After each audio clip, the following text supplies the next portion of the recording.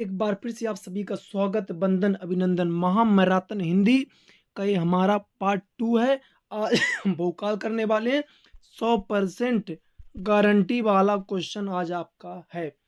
100% guarantee वाला, ठीक है ना। उत्तर सही थे, पूरा एक्सप्लेन किया हुआ है। वीडियो आपको पूरा देखना है और एक एक क्वेश्चन आपको याद कर लेना है। जैसा मैंने आपसे वादा किया है, 75 दिला के रहूंगा तो दिला के रहूंगा। ठीक है ना। तो सारे बच्चे इस वीडियो को जरूर देखिएगा। एक एक क्वेश्चन इसके आप अच्छे से तैयार कर लीजिएगा।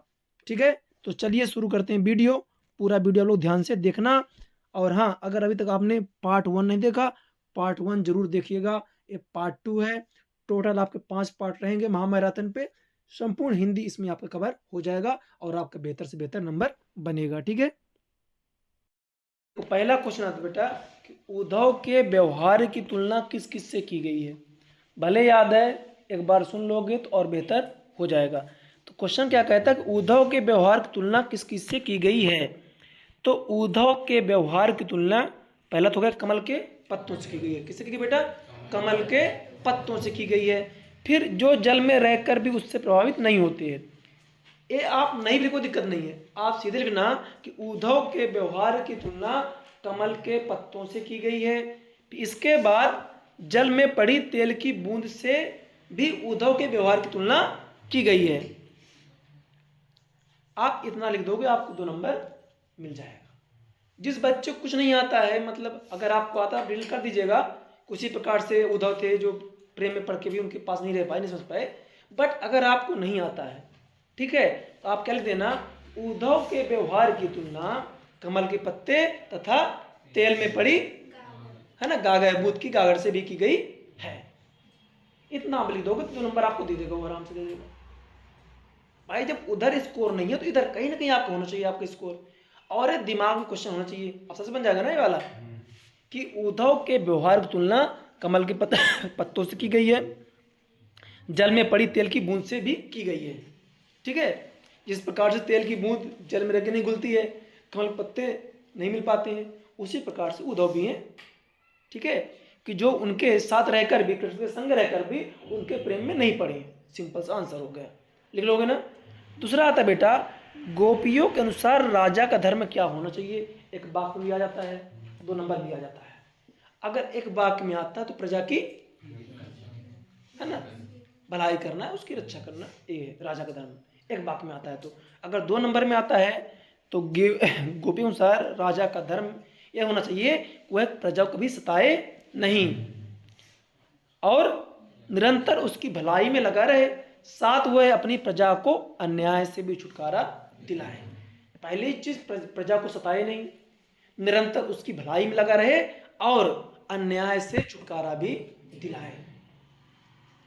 आज मतलब देखो, ये ऐसे क्वेश्चन बेटा एग्जाम पे आएंगे, जो जो क्वेश्चन आज करेंगे पक्का पेपर में आने वाले हैं। तो इनको काफी ध्यान से सुनना है और सुनने के बाद इनका मन में भी एक बार अभ्यास करना है, भाई याद नहीं है।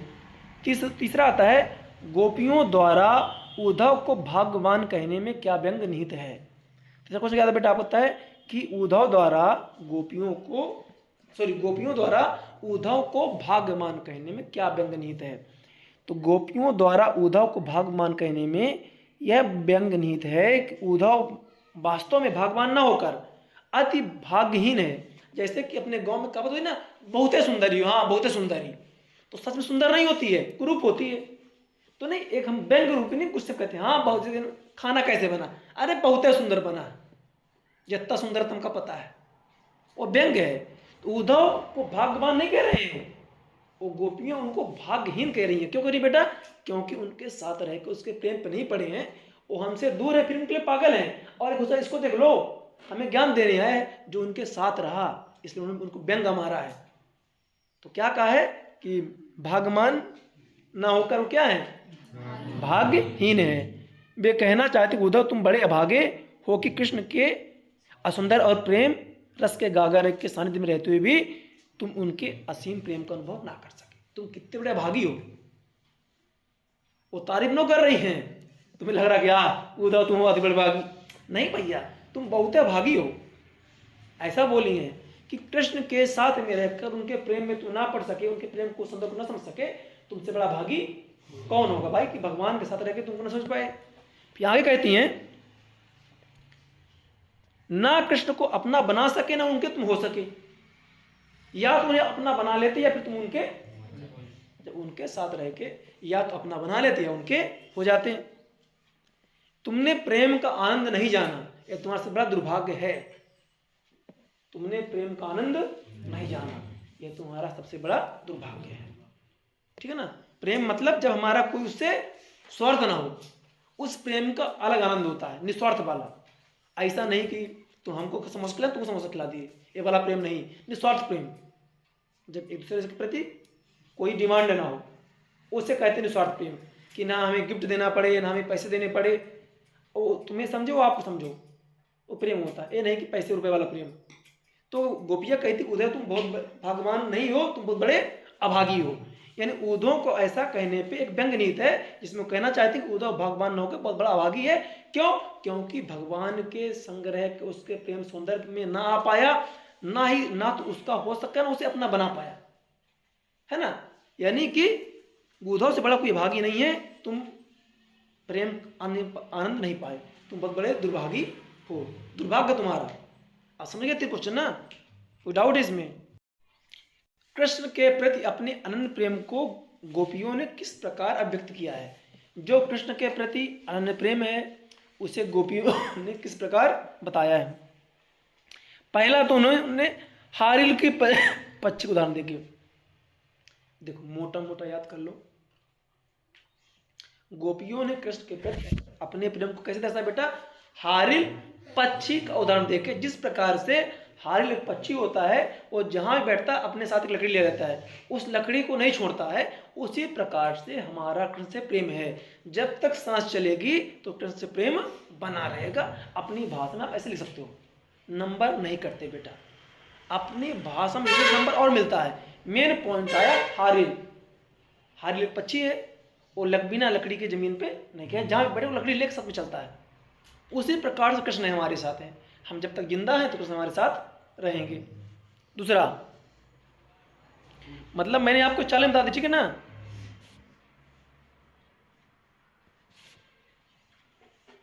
और दूसरा कहती हैं कि जिस प्रकार से चींटी होती है, जब वो गुड़ में लिपटती है तो उस पर लिपटी रहती है, कब तक जब उसे प्राण ना निकल जाए। उसी प्रकार से हम कृष्ण के प्रेम में पड़ चुके हैं, जिस प्रकार से गुड़ में कौन पड़ जाती है? चींटी।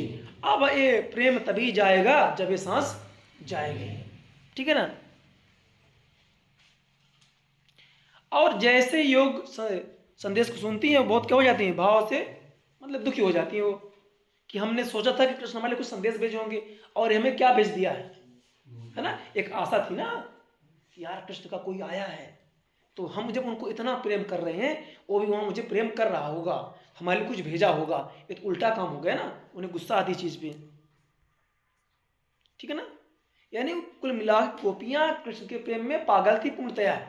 उनकी उससे कोई इच्छा नहीं थी, कृष्ण से कोई नहीं चाहिए उनको कि भाई हारिल पक्षी हो गया। जिस तरह से हारिल पक्षी दृढ़ता से लकड़ी को थामे रहता है, वो किसी परिस्थिति में रहे, उसी प्रकार से गोपियाँ कृष्ण के प्रेम में पड़ चुकी हैं। वो कुछ भी हो जाए कृष्ण को नहीं छोड़ेंगी। दूसरा क्या बता दिया?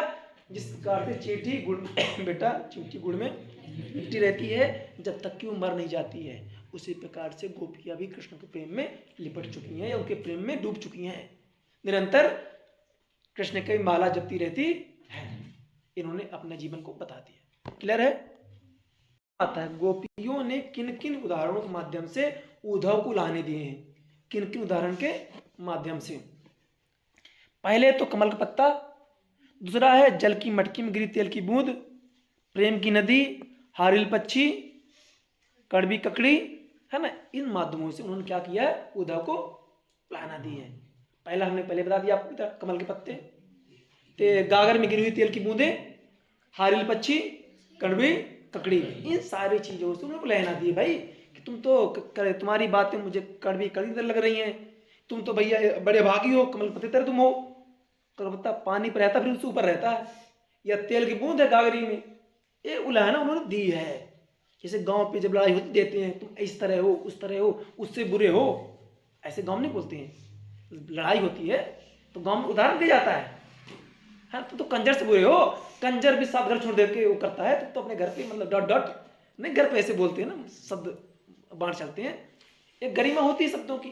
अब गोपियों ने अपने शब्दों, गाली बहुत दी है लेकिन शब्दों की मर्यादा रखते हुए, है ना, कि गरिमा भी बनी रही और उनको गलिया भी दिया। अब इससे बुरा क्या बोलेंगे, मतलब उनको कितना कोसा होगा उद्धव को, नहीं कोसा, पूरी कविता में उद्धव कोसा है लेकिन एक भी अपशब्द नहीं बोला है, अपनी पूरी बात भी रख दी है। मतलब उनको मैं तुम कितने भी अभागी है हो, अब इससे पूरी बात क्या हो जाएगी, लेकिन कोई शब्दों का प्रयोग गलत नहीं हुआ है। यही तो क्या मर्यादा है बेटा, समझे ना बात को। आगे बढ़ते हैं, ये बाला बन जाएगा नहीं बन जाएगा, आइए। परशुराम के क्रोध करने पर लक्ष्मण ने धनुष के टूट जाने के लिए कौन कौन से तर्क दिए हैं।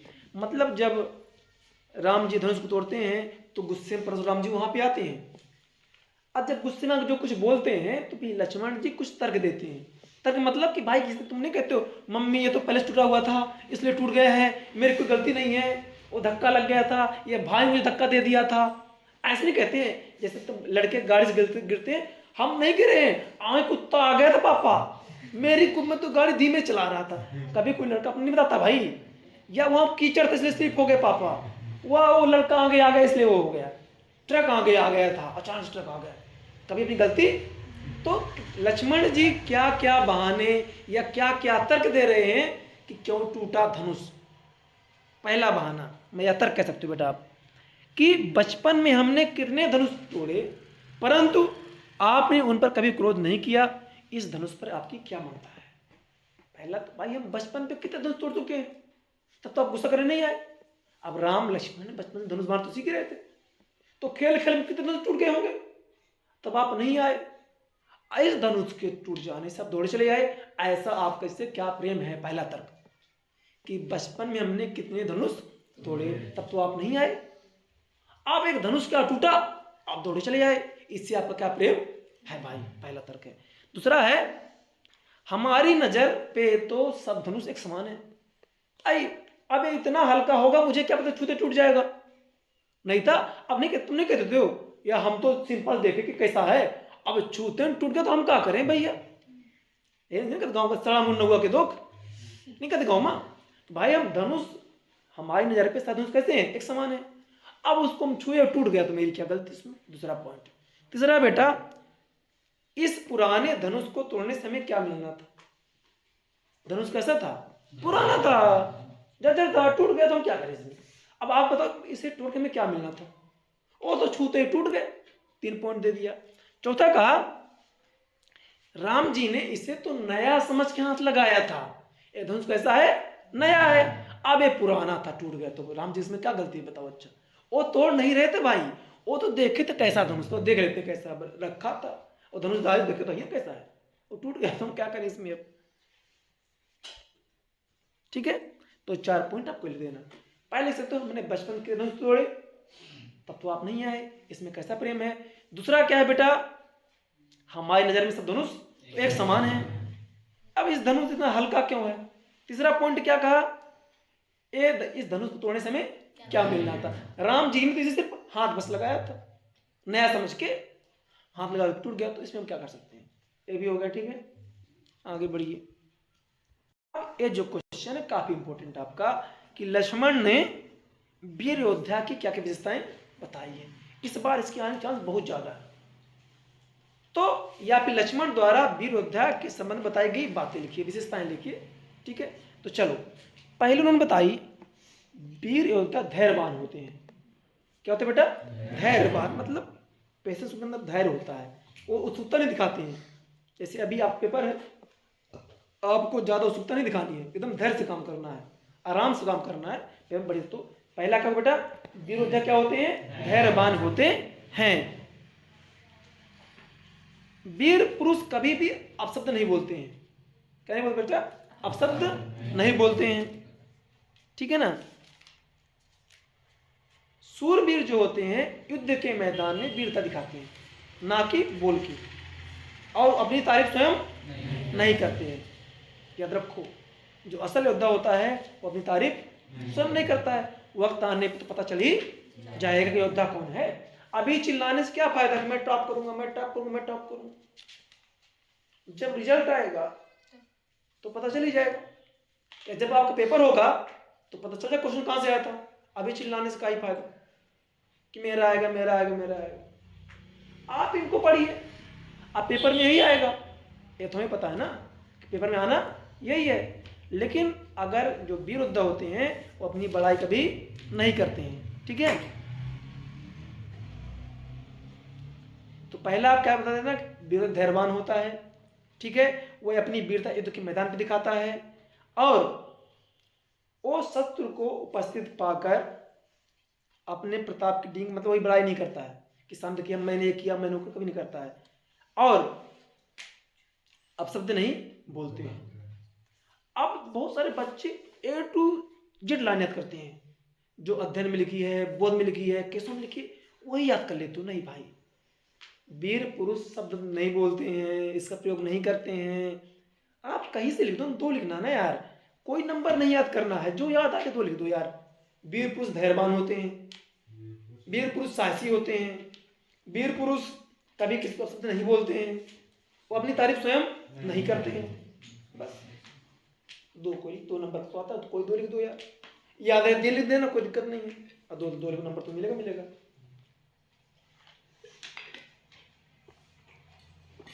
बनेगा कि ना बनेगा। एक आता है कि अवधी भाषा किस क्षेत्रों में बोली जाती है। लखनऊ मतलब यूपी के लखनऊ, रायबरेली, सुल्तानपुर, काराबंगी है ना, हरदोई, सीतापुर, लखीमपुर। अब सब ना लाए, कोई दिक्कत नहीं, दो चार लिख देना जो याद रहे दो। हालांकि इसके आने चांस बहुत कम, पे भी आ गया तो यूपी में बोली जाती है मुख्य रूप से, है ना। जो जो नाम याद आ जाए लिख देना आपको। लखनऊ, रायबरेली, है ना, उन्नाव, सीतापुर, लखीमपुर, अयोध्या। अब अयोध्या सब जानते हो, उत्तर प्रदेश लखनऊ सब जानते हो, जौनपुर हो गया आपका, गोंडा हो गया, है ना, गोंडा बहुत फेमस है, गोंडा। चले आगे आइए, चलिए अगला काफी इंपोर्टेंट क्वेश्चन बेटा आपका कि कवि जयशंकर प्रसाद आत्मकथा लिखने से क्यों बचना चाहते हैं। ये क्वेश्चन बहुत ज़्यादा इंपॉर्टेंट है, ठीक है ना बेटा। हालांकि सबको आता भी होगा कि नहीं आता होगा। अब देखो, आत्मकथा स्वयं के बारे में लिख जाती है। जो आत्मकथा होती है बेटा, हम स्वयं के बारे में लिखते हैं। अब अगर मुझे लिखना है तो मैं कुछ इतना बड़ा उपलब्धि प्राप्त कर लूं ताकि लोग मेरा मजाक न उड़ा पाए। अब मेरे पास कोई उपलब्धि है नहीं, अब मैं अपनी आत्मकथा लिख दिया तो सब हंस लिए मेरे ऊपर, है ना। तो पहला उनका क्या, कवि स्वयं कहता है कि उसके जीवन की कोई ऐसी महान उपलब्धि नहीं है जिसकी सराहना की जा सके। पहले से तो बेटा क्या हो गई, जब आत्मकथा लिखोगे ना, कुछ तो अपने बारे में लिखोगे ना, तो कुछ तो ऐसी उपलब्धियां प्राप्त कर लें जिसकी हम सराहना कर सकें। तो कभी कहते हैं कि मेरे पास अभी ऐसी कोई उपलब्धि प्राप्त नहीं है कि जिसकी हम सराहना कर सकें। तुम कहा लिखे भाई, पहला पॉइंट क्या हो सकता है आपका। वह अच्छी तरह से जानते हैं कि अभावों से भरी जिंदगी चित्रण उपास होता है। अभाव समझते हो, कमी। अगर उनका जीवन जो था काफी अभावों में, गरीबी में, कमी में बीता था, उनको चीजें वैसी नहीं भी चाहिए थी। अब जब आप अपनी गरीबी, दरिद्रता, अभाव, तो लोग मजाक बनाएंगे ना, इसके पास तो कपड़े नहीं है, इसके पास तो खाने को नहीं है, इसने बेइज्जती कर दी, इसको इज्जत नहीं है, अभाव हो गए। तो उनको पता था कि जो अगर हम अभाव लिखेंगे अपने जीवन का तो लोग मेरा क्या बना देंगे, मजाक बना देंगे। पहले मैंने क्या बोला बेटा, कोई बड़ी उपलब्धि नहीं हासिल की और मुझे पता है कि मैंने अपना जीवन अभाव में बिताया है। अभाव मतलब जुगाड़ कर करके, जैसे दोस्त की शादी में जाना तो दोस्त से कपड़े ले लिया, किसी से पैंट लिया, किसी शर्ट ले लिया, किसी जूता ले लिया, चल दिया भैया। अभाव हुआ ना, ढंग का खाने का नहीं है, रिबा जाने किराया नहीं है, खाने की कॉपी नहीं है, ये अभाव होता है। खाने के लिए ढंग का खाना नहीं है, फिर भी वो काम को कर रहे हैं। तो उन्होंने ऐसा कुछ जीवन था नहीं। आगे कहते हैं, इसलिए वह अभावग्रस्त जीवन का उल्लेख कर अपना उपवास नहीं चाहते हैं कि जब जीवन कुछ से मिला ही नहीं है तो मैं इसका उल्लेख काहे करूं, और उसमें सही बताना पड़ेगा सब कुछ, तो फिर दिक्कत है। और उनका यह मानना है कि जब आत्मकथा लिखते हैं तो जो हमारा दुख तकलीफ पीड़ा है वो उभर के फिर से जीवंत हो जाती है, पुरानी यादें फिर से ताजा हो जाती हैं। अब पुरानी यादें जितनी दबी रहे तो बढ़िया है भाई। अगर कुछ खुशी के पल होंगे कुछ दुख के भी होंगे और भी निकल के आएंगे, तो फिर वो पुराने घाव ताजा हो जाएंगे। तो उससे बचना चाहते हैं कभी, ठीक है ना, कोई दिक्कत। पहला क्या बताओ भाई, उन्होंने ऐसी कोई बड़ी उपलब्धि प्राप्त नहीं की है तथा उनका, वो स्वयं कहते हैं उनका जीवन अभाव में बीता है, इसलिए भी वो अपना उपवास नहीं कराना चाहते हैं। और तीसरा कहते हैं कि मानना है कि अगर हम पुरानी चीज़ों का वर्णन करेंगे तो जो सुप्त अवस्था में पीड़ाएं हैं वो जीवंत हो जाएंगी और हमारा जीवन दुख से फिर से भर जाएगा। दुख तभी ना होता है जैसे मुझे कोई गाली दिया, मैं भूल गया, दुख नहीं हुआ, लेकिन बार बार रिपीट कर रहा हूँ, मुझे गुस्सा भी आएगा, दुख भी लगेगा। मेरा अपमान हुआ, मैं उसे भूल गया, आगे बढ़ गया, लेकिन बार बार याद करूँ तो दुख होगा। तो जब मैं आत्मकथा लिखूंगा वो सारी चीज़ें मेरे सामने फिर से, आज मैं क्या गरीबी क्या समस्या झेला सब आ जाएगा। तो दुखी करना याद रहे बेटा। आगे बढ़ते हैं। अगला क्वेश्चन आता है कि कविता का शीर्षक उत्साह क्यों रखा गया है। एक कविता है, शीर्षक उत्साह क्यों रखा गया। तो कविता का शीर्षक उत्साह क्यों रखा गया, तो कविता का शीर्षक उत्साह इस रखा गया क्योंकि बादलों की गर्जन और उमड़न घुमड़न से मेल खाता है। बादलों में भीषण गति होती है, उसी से वह धरती के ताप को हरते हैं, अर्थात वर्षा करके पीड़ित प्यासोजन की आकांक्षा को पूरा करके उसके जीवन में आशा उत्साह तथा नई चेतना का संचार करते हैं। उत्साह मतलब उमंग। जिस प्रकार से बादल जब आते हैं गर्जन करते हैं, उमड़ घुमड़ करते हैं, आवाज एकदम गर्जन बादल गरज होती है और उनकी जो गति होती है काफी तीव्र होती है। अब बिना उत्साह के आपके अंदर गति नहीं आ सकती है। जब उत्साह रहेगा, जोश रहेगा, उमंग रहेगी, तो जैसे 26 जनवरी 15 अगस्त में भारत माता की अभी चिल्लाते एकदम से भारत माता की, उत्साह है भाई, मांगो इसे भारत माता की, भारत माता की। ये उत्साह नहीं है, उत्साह का मतलब जोश गति उमंग। तो जब बादल गरजते हैं ना एकदम लगता है बस बिजली बड़ा गिर गई है भैया, लोग नहीं डर जाते भाई जब बादल होती है। और जो पानी की गति तीव्र से आता है और आके जो धरती की तपन होती है उसे हरता है, लोगों की पीड़ा को हरता है। आज जैसे बारिश होती है तो किसान को अंदर उमंग आ जाती है, अब बेचारा रोपा बोबा जाए, धान लगावा जाए, जो नहीं करता आसान लागत बारिश न हुई, नहीं बेचारे जब बारिश तो लेट हो जाती ना, किसान का हो ही गया वासन भगवान ले डाइस लागत खेती बात से बंद करे पड़ी, एकदम बड़बड़ा के बारिश हो गया, निकाल ट्रैक्टर जल्दी कर निकाल ट्रैक्टर, रात एक निकाल ट्रैक्टर मचाए धान लगाओ जल्दी बन। तो जो आलस से पड़े हुए थे उनके अंदर क्या हो गया बेटा, उमंग आ गई, जोश आ गया। इसलिए ठीक है ना, एक तो बादल क्या करता है, लोगों की जन पीड़ा भरता है, गर्मी से जो व्याकुल उनकी मतलब पीड़ा भर लेता है, उनके जीवन में उमंग नया उत्साह संचरित कर देता है। इसलिए इसका नाम क्या रखा गया, बादल का उत्साह रखा गया। ठीक है बेटा, आगे बढ़िए। फिर आगे अगर हम बढ़े, अगला क्वेश्चन आता है कि उत्साह कविता में बादल किन किन अर्थों की ओर संकेत करता है। पहला तो बेटा है बादल घनघोर रूप धारण कर पूरे आकाश को अनाच्छादित कर लेने वाला दिखाया गया है। एक तो बादल पूरे आच्छादित है ना, देखो पहले धूप रहती है या सूर्य रहता है, जब बादल आते थे इतना बड़ा रूप धरते हैं एकदम से, पूरा अंधेला हो जाता चारों तरफ से, नहीं होता। जब बरसात बादल आते क्या होता है, सूरज भैया गायब, अब मैं याद नहीं कहता मैं आ गया, जैसा हट मैं आ चुका हूँ, अब भाई सूरज भाई दिखता है सूरज। आज जब बादल आता है ना एकदम सूरज भैया हेरा आ जाता, धूप से छाव नहीं हो जाती है। पहला तो बताया है कि वो क्या करता है, बादल छा के पूरे आसमान में सूर्य से छिपा देता है, सूर्य को भैया है ना, आकाश को अनाच्छादित कर देता, आकाश दिखाई देता बादल में। लेकिन बरसात में सिर्फ पानी दिखता है चारों तरफ ऊपर, कह दिखता सूरज भैया 5-5 दिन 7-7 दिन सूरज पता नहीं चलता भैया कहाँ चले गए, सिर्फ पानी। बड़े शहर दिल्ली में तो फिर सूरज निकलते के महीने ले गायब कर दिया। और यहाँ उसको असीम बलशाली होने की अर्थ को मतलब बताया कि बादल क्या बहुत ज्यादा बलशाली, पहला तो अनाच्छादित कर देता, किसको, आकाश को छा जाता है, दूसरा, बादल को बताया गया असीम बल वाला, बहुत शक्ति है उसके पास, बादल के पास। और जब बादल गरजता है तो कभी कहते हैं इसके अंदर उत्साह आ चुका है। ऐसे तुम्हारा उत्साह आता है, तुम गरजते हो, है ना, चिल्लाते हो, फिर नारे पे ऐसे लगाते हो कि पूरा स्कूल कांप जाए, फिर है उत्साह है ना। अब कुछ तो ऐसे लगाते कि 5 मिनट खाना नहीं खाया तो उत्साह तो मर गया है ना। जब ऐसे बादल जब गर्जन होती है ना तो उसको क्या देगा बेटा, उत्साह का रूप दिया गया है। इसके बाद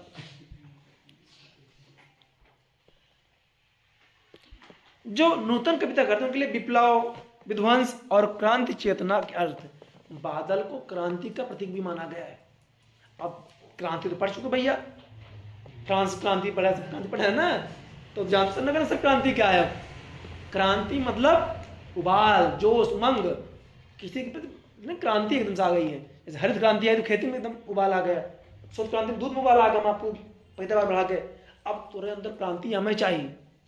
अब आज जाकर पढ़ेगा एकदम से भयंकर वाला, समझा ना, कब जाके मस्त लेक पर जाके शुरू हो जाकर बैठ जाके कोता को मचाया रहा एकदम छापा छाप, सीधे यानी कि जाकर उत्साह कह के एकदम खो जाए, ठीक है ना बेटा। तो क्रांति चेतना भी ला दी है उन्होंने, और पीड़ित प्यासे जनों की आकांक्षा को पूरा करके परोपकारी के अर्थ की ओर संगत करता है। जो किसान लोग हैं, जनमानस है, प्यासे हैं, गर्मी से पीड़ित हैं, उनको भी परोपकारी में पानी दे दिया, जाओ अपनी खेती पाती करो, मजा करो, जाओ मैं आ गया, टेंशन ना लो, don't take tension, I am coming. Badal बोलता है भाई मैं आ गया, आप जाओ धान बोवा, तैयारी कराता हूं। वहां भी हो गया भाई। अब अनंत सत्ता के वाहक के रूप में, मतलब इसको अनंत अधिकारी सत्ता बताया गया है। बादल जो होते हैं उनकी सत्ता बहुत ज्यादा है, ठीक है ना। तो इस तरीके से पहले किसको बताया, बादल ने बेटा बताया हमने कि घनघोर रूप से छा जाते हैं, पूरे आसमान अशक्त कर देते हैं। दूसरा मैंने आपको बताया बेटा कि असीम बलशाली होते हैं। तीसरा बताया कि उत्साह के रूप में इसका प्रयोग किया गया। बच्चों की मुस्कान और एक बड़े व्यक्ति की मुस्कान में क्या अंतर है ना बेटा। बच्चों की मुस्कान और एक बड़े व्यक्ति की मुस्कान में क्या अंतर है। देखो, बच्चे की मुस्कान में स्वाभाविकता होती है, वो अंदर से मुस्कुराता है। हम लोग क्या करते हैं, दिखावटी मुस्कुराते हैं, हाँ दिखापन रहता है, स्वाभाविक नहीं होती है। हंसना ही पड़ता बेटा, अंदर से कितना टूटे हो, कितना रो रहे हो, तो हंसना ही तो पड़ता है। अब लड़के से हाँ भैया ठीक है ठीक है ठीक है, और रो रहे, मान लो पापा तो चल मार दिए भैया, उधर से चीजें पहुंचे, इतना पहुंच गया, और हाँ सर अच्छा है, बड़ी से बढ़िया सर, कभी नहीं रोएगा वो, कहीं सुस्वार रहा है, मम्मी आशीष हाँ हाँ क्या है, तो ये होता है ना। बड़ों की मुस्कान स्वाभाविक नहीं होती है, बच्चे एक के खिलाफ उठते हैं, इसलिए उनकी मुस्कान प्यारी लगती है। हम लोग क्या करते हैं, अरे मैं हंस रहा हूँ, हो सकता है अंदर से मैं कितना टूटा हूँ तुझे पता है, अभी मैं हंस रहा हूँ, दिखा रहे हैं आप हंस रहे हो ना, हमेशा ऐसे ही रहेंगे, चाहे घर में खा कोई चाहे ना हो, आँख हम थोड़ी रोएंगे कि आज मेरे घर में खाना नहीं है। एक बड़ों की मुस्कान होती है, मतलब स्वाभाविक नहीं होती है। अब बच्चे को भी बेटे मुस्कान स्वाभाविक होती है, इसमें उनकी मुस्कान प्यारी लगती है। आप कितना रो रहे हो गुस्से में ना, छोटा बच्चा हंस दे यार, मतलब हृदय, मतलब गुस्सा शांत हो जाएगा, शांत हो जाता है। या छोटा बच्चा आ गया कुछ तुम्हें खिला रहा, मतलब तो एक अलग प्रसन्नता आ जाती है। जैसे आप गुस्से पे कोई जानवर आपके पास आ गया, आपको गुल रहा हो, हाँ जैसे मेरा कुत्ता ही था, अब तो मैं उनसे प्रेम नहीं करता, मैं अभी 4-5 पीढ़ी में इच्छा नहीं होती मेरी। अब मैं किस तरह गुस्से में था, मैं जब मेरे पास वाला था मैं सब दूर हो जाता कष्टों से, मतलब वो आके चिपक जाए। अब मैं गुस्से से भगा दिया ना उसको, गुस्से पे यार तू जब इस तरह से दूर हट, क्योंकि मुझे उन्हें टच करना पसंद नहीं, तो मैं छोटे व्यक्ति दूर सकता हूँ, मुझे पसंद है लेकिन दूर से। अब वो धीरे धीरे जो स्टोरी आता है थोड़ा करके, पहले यहाँ हल्का कदम रखेगा, कुछ नहीं बोला है, थोड़ा और कुछ दूर मेरे पास से गोदी में बढ़ जाए, तो मतलब इसको एक छोटे बच्चे तक करता था पूरा वो। लेकिन जब उसके बाद वो गया तो तकलीफ बहुत हुई। तो अब मैं इनसे मतलब प्रेम आज भी उतना ही है, हमेशा रहेगा जानवर प्रेम, बट वो मैं करता नहीं, उनको दिखाता नहीं मैं अब तो बच्चों की मुस्कान क्या स्वाभाविक होती है, अंदर से आती है, और बड़ों की मुस्कान में बनावटी होती है, दिखावपन होता है। दूसरा, बच्चों की मुस्कान निश्चल होती है, उनकी हंसी में किसी प्रकार का कोई लोभ या कुछ नहीं होता, दिखावा नहीं, निश्चल होता है, अंदर से हंसेंगे तो रोएंगे, है ना। छोटा बच्चा तो हंसेगा या तो रोई, और जो बड़े होते हैं उनके अब तक ध्यान होता है यार, जैसे छोटी बात हाँ मतलब आप सब मतलब मुस्कुराते हैं ना, जैसे जरूरत है वैसे मुस्कुराते हैं। अब भीड़ लगी है हम तो ना हाँ हाँ हाँ हाँ, नहीं हंस सकते भैया, मतलब जैसे आप बड़े बच्चे ठीक है, कई पैसे घर पे अलग मुस्कान होती है, तो आप सर पर सर बड़े मुस्कुराते हैं, सही है ना। आप बताओ इस क्लास में आप जो हंस सकते हो ना, नहीं सकते हो।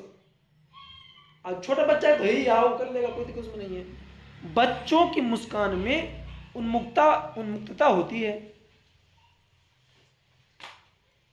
अब बड़ा व्यक्ति जैसा परिस्थिति रहता है उसको सब समझा, मतलब है ना, जैसा माहौल है, ठीक है, हाँ ठीक। इन 12 का समझता है।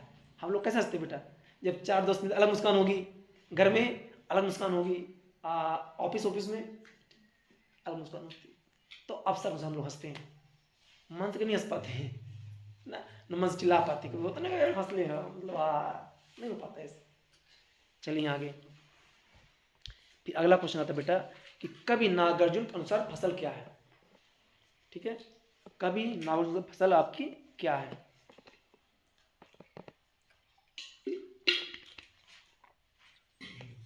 पहला तो भैया फसल नदियों के पानी का जादू। अब इस क्वेश्चन को याद करने के लिए बेटा आपको कवि की तरह सोचना पड़ेगा, यानी प्रकृति में कहीं ना कहीं आपको जाना पड़ेगा, उसकी प्रेम को समझना पड़ेगा। आप रटोगे तो भूल जाओगे यार, वो कवि कहना क्या चाहता है। कवि पास आगा भैया मग टैटू भाई दादा भाई यार पढ़ लिया थोका दे यार, आ जाओगे। चलो, कवि नागार्जुन नदियों के पानी का जादू। पहला तो देखो फसल समझे, फसल होती कैसे है। पहले तो किसान छिट दिया अपना, फिर जब नदियों को पानी आता है फिर किसान उसको बढ़िया सा अपना हाथों से वो करता ना, फसल नीदा उड़ा कर दिया, तो पहला क्या हो गया, नदियाँ के पानी का जादू। फिर दूसरा कहता है भैया मनुष्य के हाथों की स्पर्श की महिमा। अब मिट्टी नहीं होती है, भूरी काली संदली मिट्टी का गुणधर्म, फिर सूरज की किरणें बढ़ गई। देखो पहले बुवाई कैसे होती बेटा, गाँव में कहते हैं पलेवा लगाते हैं। अगर आप बुवाई समझ गए प्रोसेस क्या है, कभी पहले किसान छिटता नहीं है, पहला काम क्या भाई पलेवा लगा दो यार। अब आजकल बोरवेल हो गई है, उनके जमाने नदियाँ थी, तो पहला क्या नदियों का पानी, बहता हुआ पानी, नदी से पानी आया, फिर किसान ने हाथ बिजली की छीटा उसको। तो पहला पॉइंट उन्होंने क्या कहा भैया कि फसल नदियों के पानी का जादू है। अब पानी लग गया खेत में ना, फिर क्या करेंगे उसको अब किसान। दूसरा है मनुष्य के हाथों की स्पर्श की महिमा। अब बीज कहाँ पड़ेगा, मिट्टी पड़ेगा ना, तो भूरी काली संदली मिट्टी का गुणधर्म, फिर सूरज की किरणों का रूपांतरण, और फिर इसके बाद हवा भी, हवा बहेगी ना बेटा, हवा की थिरकन और सिमटा हुआ संकोच है, अर्थात फसल के उत्पादन में नदियों का पानी, उपजाऊ मिट्टी, मनुष्य का परिश्रम, सूर्य की किरणें, हवा का। अब कहोगे सर हवा का क्या योगदान होता है, हवा ना चलेगी बेटा, पढ़े थे ना संकरण, तो कैसे हवा के माध्यम से ना पुष्प के जो कुछ क्या कहते परागकोश, परागकण जो भी उड़ के उसमें जाएंगे ना, जब हवा के थपेड़े ना सहेगी। इस प्रकृति में कोई भी चीज बिना कूटे काटे, बिना प्रतिकूल परिस्थिति के सफल नहीं हो सकती है। आपकी कुटाई पिटाई ना हो, आपका बुरा दौर न आए और आप सफल हो जाओ, संभव नहीं है। फसल तभी तैयार होगी जब खड़ी धूप को सहेगी, गर्मी की लू को सहेगी। अब हम फसल को बढ़िया एकदम छाया दे दे, इसको धूप न लगे, बेचारी फसल है, एक पैदा हुई हुआ गांव का चेहरा लगा हो, वहां समझो आप, अगर किसी चाहे व्यक्ति हो बेटा चाहे वस्तु हो, अगर उसको तुमने अनुकूलता दे दी, रिजल्ट जीरो मिलेगा। कहा बेटा जीरो। जो आपकी गरीबी या जो आपकी बुद्धि कमजोर है, अभाव है, जो गाली खाते हो, ये चीजें कभी आपके लिए बुराई नहीं है, अच्छाई है। अगर हम कहते हैं कि धूप ना हो तो गेहूं पैदा हो जाए बेटा, ठंडी ना पड़े आगे की गेहूं पैदा होगा ना होगा। कड़ी ठंडी, कड़ी धूप, हवा का झकोरा, ये सब नहीं आएगा तो गेहूं नहीं हो सकता। ठंडी भी चाहिए उसको, गर्मी भी चाहिए होगी, पहले पानी से शुरू में, फिर पानी नहीं चाहिए नहीं रोग लग जाएगा। समझो बात को, उसको प्यासा मरना पड़ता है जमीन पे, पानी को लास्ट में कोई पानी देता है नहीं देता। तो ये आप समझिए वैसे आपका बेटा जीवन है एकदम फसल की तरह। तो अगर बुरा दौर आए, चीजें ना बने, परीक्षा में कुछ भी गड़बड़ हो, गाली दे, कुछ समझे, समझ लो कि हम जितना कूटे पीटे जाएंगे उतने पैदावार ज़्यादा होगी, उतने बन के जाओगे, समझे ना। तो सिंपल फसल कविता में नागार्जुन ने, अब तो याद हो गया ना, नदिया के बहते हुए पानी का जादू, किसान के हाथों का स्पर्श, और मिट्टी की सूंधी हुई खुशबू, और सूर्य की किरणें, हवा का थपेड़ा, ये सब मिलके क्या करते हैं, फसल को पैदावार करते हैं। यानी कि फसल में इन सब का योगदान होता है। ठीक है ना, बन जाएगा ना, याद रही ना। अब इतना तो समझा दिया हूं तो भले तुम याद रही बेटा हुआ, अगर ध्यान सुन लिया हो कुछ बोली तुम लिख लिया है कि सर जी बताएं, नदिया का पानी बताई रहा है, किसान के स्पर्श बताई रहा है, अब मिट्टू बताई रहा सर जी, आओ की बात का बताई तब भाई सूर्य किरणों पड़ी ना, तब ना फसल हुई, सब गाँव के आया, जनता भी छेलम पैदावार नहीं होती है, सूर्य किरण नहीं होती ना बेटा। ठीक है, हवा न चली तभी वो पर आकर कहाँ जाइए भाई, टक्कर में उड़ कहाँ दियो पड़ी ना पड़ी, हवा से पियो, हवा चलते हैं उसके जो फगुल आते हैं ना, उड़ के उसमें गए तो हुआ। ठीक है ना, चलिए क्लियर बेटा, आगे बढ़ो। संगतकार किन किन रूपों में मुख्य गायक गायिकाओं की मदद करते हैं, नहीं आया था बट इस बार ही आ सकता है। तो संगतकार मतलब जो पीछे होते हैं, बैकग्राउंड होते हैं, जैसे अभी मैं बोल रहा हूँ गाना गाऊं मैं, अब मुझे तो मालूम होता नहीं है, अब जो पीछे तुम लोग सपोर्ट करो तो मैं साथ गा सकते हैं, जब मैं गाया तो तुम गाए तो साथ गा सकते हैं। पहला बेटा, वे अपनी आवाज और गूंज को मुख्य गायक की आवाज में मिलाकर उनकी आवाज का बल बढ़ाते हैं। पहला काम क्या बेटा, वो अपनी आवाज को बढ़ा देंगे। भाई देखो जैसे तुमने गाया, जैसे गांव में एक महिला गाती है ना, फिर ले आवाज आती है तो एक सुर बनता है। नहीं तो गांव में जब शादी विवाह होता है, पहले मुख्य गायक ने गाया, संगत का पीछे नहीं हो गया, अब वो तो पराई हो गई, आपके यहाँ पराई हो गई, तो यहाँ चला गई से नहीं होता है, नहीं गाते गाना बेटा, इसे ना चलता है। तो पहले क्या करते संगतकार, क्या करते बेटा, मुख्य गायक अपनी आवाज और गूंज से मुख्य गायक की आवाज में मिलाकर अपनी आवाज का बल बढ़ा देते। अकेला चिल्लाएगा तो कितना चिल्लाएगा, पीछे सामूहिक आवाज आती है, स्कूल प्रेयर होती ना, तो पहले इधर से गाते हैं, आगे वाला गाता, फिर पीछे से आवाज आती है भैया, कभी भी साथ में गाते हैं सब मिलके, जंगल होता ना, साथ में गाते हैं। अब मान लो शिवानी को गाना जंगल तो कहे, लेकिन जब अमित लोग सब ग्रुप बना ना, फिर साउंड जाता है ना एकदम से, पूरी आवाज नहीं आती अमित स्कूल बना, बस जो तुम सब खड़े हो ना, तुम सब संगतकार हो, जो एक ऊपर होता है स्टेज पे वो शुरू करता है परेड सावधान जो भी करता है ना, हाँ जो भी है, तो उसके बाद जो गाना गाता है, मान लो शिवानी गा रही है या नमी गा रही है, ये हो गए मुख्य गायक, हम लोग जो पीछे पीछे लगे इनके, हम लोग क्या है, संगतकार हैं। इनकी आवाज को हमने क्या कर दिया बेटा, अपनी आवाज से बड़ा कर दिया। समझ गए ना बेटा, पहला पॉइंट। दूसरा बेटा ध्यान समझिएगा,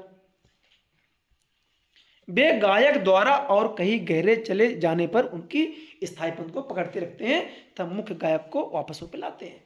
कभी कभी अपनी गायक भावना में खो जाता है, तो उसी को दोहराए रहते हैं, नहीं दोहराए रहते हैं, उसी लाइन में दोहराए रहते हैं, आओ भाई आओ लौट, कहाँ भाग गए, नहीं वही लाइन बार बार, तूने गाना भी सुना होगा ना, एक लाइन वो बोल दिया, फिर वो पीछे पीछे वाले गा रहे होते हैं, इसलिए नहीं गाते हैं, कहते भाई कहाँ भाग गए, वो अपने ख्याल में रखोगे गायक, अब गायक है तो गायक है भाई, अब मगन होगा अपने ख्यालों पे एकदम से, भाई याद में चला पुरानी, वो रिपीट किए उस चीज को, रिपीट किए हैं, है ना।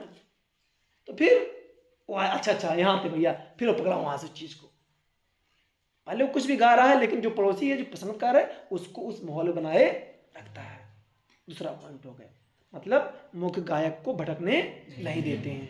तीसरा बेटा, वे मुख्य गायक की थकी हुई टूटी बिखरी आवाज को बल देकर सहयोग देते हैं। जैसे गाँव में महिलाएं फटाफट गाती हैं, आप ऐसे गाती हैं गाँव के, तो कहेंगे पूरे गायक आई, लेकिन जब तुम चार ग्रुप मिल गया, अपना सुर मिला दिए, अरे बड़ा सुंदर गाय में फलाने पुतहू, बड़ा सुंदर गाय, गाँव में से बोलते हैं, तो आवाज में एक सुर मिल गया भाई, उसके सुर पे सुर मिल गया, ठीक है ना, और उसको अकेला पढ़ने देती हैं। भाई मैं गाऊं तो शर्म भी आ गई थोड़ा सा यार, कि मैं बस गा रहा, तुम सब गाओगे तो साथ में डांस होता ना, एक गया गाने, थोड़ा गया, अरे नहीं भैया नहीं भैया, अरे नहीं भैया, और जब सब गा रहे थे तो उसको पूरा जोश से लोट पड़ी, पूरा नाच गाने लगी पूरा। चौथा पॉइंट, वे गायक गायिका के पीछे छूटे सामान को समेटते हैं, ठीक है, वो संगत करो तो बेचारे। आगे बढ़िए, फागुन में ऐसा क्या होता है जो बाकी ऋतुओं में नहीं होता है। ठीक है ना बेटा, फागुन में ऐसा क्या होता है जो बाकी ऋतुओं में नहीं होता है। देखो बेटा, जब फागुन आता है तो सबसे बड़ा परिवर्तन प्रकृति का है, पेड़ पौधे। अब जब पेड़ पौधों में नए पत्ते आ जाएंगे, हरियाली रहेगी, तो मन में एक प्रसन्नता आएगी। तो पहला पॉइंट क्या बेटा, पेड़ पौधों का सौंदर्य। अभी देखो आपका सरसों हो जाएगा, आमों में गोर लग जाएंगे, या अन्य पौधे भी फूल जाएंगे, तो मैं चारों तरफ क्या दिखा देगा, फूल ही फूल दिखाई देंगे, हरियाली रही चारों तरफ बढ़िया से, हर पत्ते में नए पत्ते, सब पत्ते झड़ जाएंगे, नए नए पत्ते आ जाते हैं, मतलब एक अलग अनुभव रहता है चीज़ों का। और हवा भी कैसी लगती है, एकदम सुगंधित हवा हो जाती है, और नई उत्साह है, नया संचार मिलता, ताजगी मिलती है। अन्य ऋतु में नहीं होता ऐसा, ऐसा कभी इस ऋतु में मिलेगा तुम्हें संचार माध्यम। इस टाइम पे कोयल कूकने लगती है, पक्षी चहचहाने लगते हैं ना, एक अलग मधुर स्वर मिलेगा, कोयल कूकेगी, पंछी चहचहाएंगे। अब हाँ, उसके लिए लगता है कहाँ सर बता रहे हैं, मतलब बेकार, कहाँ से खुशबू आ रही है, हम तो कुछ नहीं गंदा मांग रहा। जो प्रकृति से प्रेम करता है बेटा, ये चीज़ें किसके लिए बेटा, प्रकृति प्रेमी के लिए, उसको सब समझ में आ गया ना। अब कहाँ सर जी अपना पेड़ पौधा हरियाली हमें तो दिखाता है कहाँ फूल, मतलब कहाँ बताई थी। अब जो प्रकृति से प्रेम करेगा, फागुन उसी के लिए अच्छा लगेगा। अब तो नहीं है, पहले लोग बड़ा हंसी मजाक इस टाइम करते थे। पहले लोग एक गांव में पूरा भगत को क्या कहते उसको होती थी गाँव पे, फगुआ का पता लोग घर घर जाकर पहले पूरा महीना का पता नहीं, खूब मजाक वजाक होता रहा ये महीना में, खूब मजाक करते थे लोग। ठीक है, तुम वही फगुआ क्या हो, अभी तो फगुआ लग गया, फगुआ भी फगुआ लग गया, ऐसे गाँव बोलते थे। अब तो सब पर्सनल व्यक्तिगत हो गए हैं, नहीं तो पहले तो पूरे महीने यार सब यहाँ गाना बजाना चलता था, इधर उधर जाते थे लोग। फागुन के महीने में मौसम बहुत ही सुहावना होता है, ना अधिक गर्मी ना तो अधिक ठंडी होती है। सबसे बड़ा क्या, मौसम मस्त रहता है, ना ज़्यादा ठंडी ना ज़्यादा गर्मी।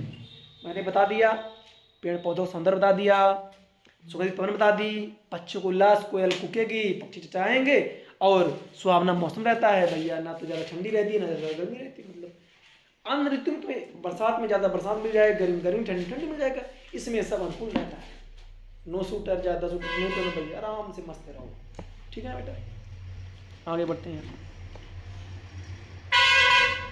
ठीक है ना, ये सारी चीज़ें हैं जो फागुन में अन्य ऋतु में नहीं है, ये फागुन की महत्ता को बढ़ा देती हैं। याद रही ना बेटा कि ना रही।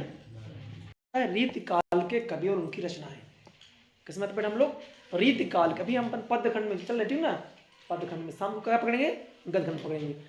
ठीक है, शाम को तो अभी इसको दे लेते हैं। रीति काल के कवि, तो भैया आप हो गए बिहारी, बिहारी ससई, सेनापति, कवि तो रत्नाकर, केशवदास, रामचंद्रिका कप्रिया। एग्जाम में पूछ सकता है रामचंद्रिका किसकी रचना है, आधे महान पुरुष तुलसीदास के ही जनता गए, राम तुलसी माना तुलसीदास रामचंद्रिका केशवदास की रचना है।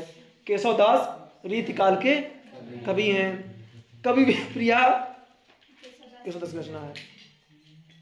पद्माकर गंगा लहरी,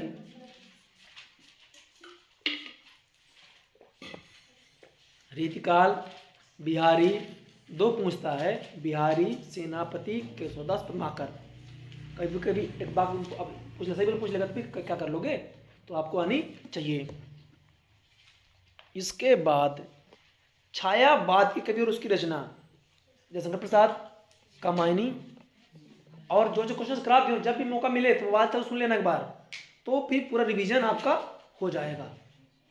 एक बार ये भी हो गया, आप मोबाइल नहीं मिलता तो किताब से पढ़ लेना आप, यानी रिवीजन बहुत जरूरी है बेटा उसका।